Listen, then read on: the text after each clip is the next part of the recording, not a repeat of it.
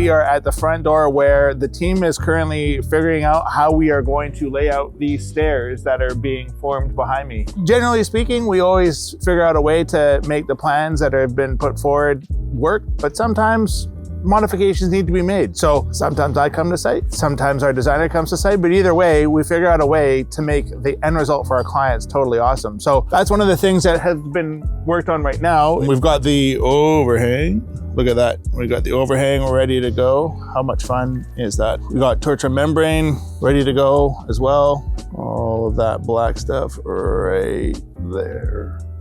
All right, so we are now in the future kitchen and it is looking awesome with all of the new windows that have gone in, all of these new skylights that have gone in. And then the other thing that's been achieved over the last week is the framing crew have got this wall and that wall in that is gonna separate the kitchen area from the hallway down below. Tons of progress in the last week. We've got wires pulled for pot lights. You can see all of that hanging from the ceiling behind me there. So here we can see that we have now got some water pipe in the walls. We've got some plates.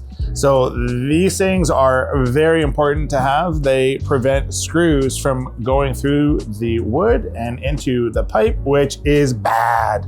Don't like that. Rough ends are looking good. Electricians have been busy pulling their wire, ha ha ha, but that's all looking good. Here we have the mud rings for the pot light. So that gives the drywallers something to run their rotors up against. They go on the inside of that round thing there and off it goes. Here's a wall area that was framed up.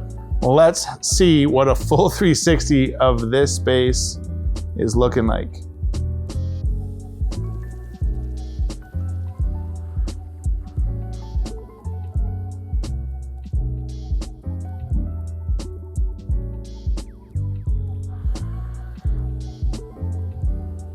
All in all, it's looking really good.